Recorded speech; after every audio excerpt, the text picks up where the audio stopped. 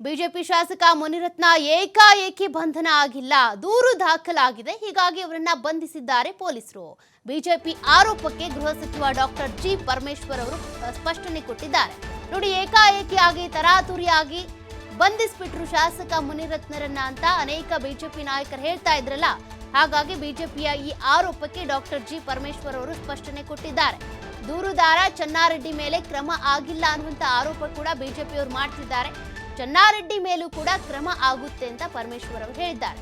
ಇನ್ನು Munirathna voice record ಕೂಡ ಪಡೆದುಕೊಂಡಿದ್ದಾರೆ.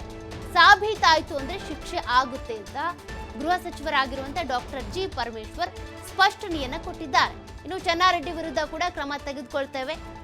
ಇತ್ತ ಮುನಿರತ್ನ ವಾಯ್ಸ್ ಸ್ಯಾಂಪಲ್ ಕೂಡ ಪಡೆದುಕೊಂಡಿದ್ದೇವೆ.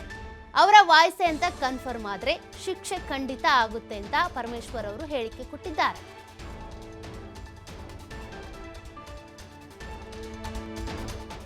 ನಾವು ಅವ್ರ ಮೇಲೂ ಕ್ರಮ ತಗೊಳ್ತೀವಿ. ಯಾರನ್ನು ನಾವೇನು ರಕ್ಷಣೆ ಮಾಡೋದೇನು ಇಲ್ವಲ್ಲ, ಅದಕ್ಕೆಲ್ಲ ಮಾಹಿತಿಗಳು ಬೇಡವಾ?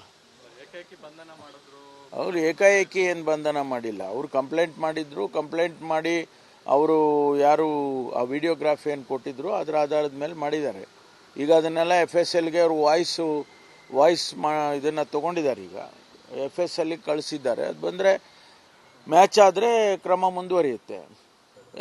ನಾವು ಅವ್ರ ಮೇಲೂ ಕ್ರಮ ತಗೊಳ್ತೀವಿ. ಯಾರನ್ನು ನಾವೇನು ರಕ್ಷಣೆ ಮಾಡೋದೇನು ಇಲ್ವಲ್ಲ, ಅದಕ್ಕೆಲ್ಲ ಮಾಹಿತಿಗಳು ಬೇಡವಾ?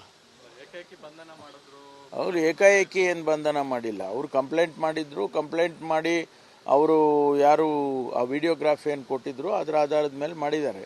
ಈಗ ಅದನ್ನೆಲ್ಲ FSLಗೆ ಅವರು ವಾಯ್ಸ್ ಇದನ್ನು ತೊಗೊಂಡಿದ್ದಾರೆ. ಈಗ FSLಗೆ ಕಳಿಸಿದ್ದಾರೆ. ಅದು ಬಂದರೆ ಮ್ಯಾಚ್ ಆದರೆ ಕ್ರಮ ಮುಂದುವರಿಯುತ್ತೆ. ನಾವು ಅವ್ರ ಮೇಲೂ ಕ್ರಮ ತಗೊಳ್ತೀವಿ. ಯಾರನ್ನು ನಾವೇನು ರಕ್ಷಣೆ ಮಾಡೋದೇನು ಇಲ್ವಲ್ಲ, ಅದಕ್ಕೆಲ್ಲ ಮಾಹಿತಿಗಳು ಬೇಡವಾ? ಅವ್ರು ಏಕಾಏಕಿ ಏನು ಬಂಧನ ಮಾಡಿಲ್ಲ. ಅವ್ರು ಕಂಪ್ಲೇಂಟ್ ಮಾಡಿದ್ರು. ಕಂಪ್ಲೇಂಟ್ ಮಾಡಿ ಅವರು ಯಾರು ಆ ವಿಡಿಯೋಗ್ರಾಫ್ ಏನು ಕೊಟ್ಟಿದ್ರು ಅದರ ಆಧಾರದ ಮೇಲೆ ಮಾಡಿದ್ದಾರೆ.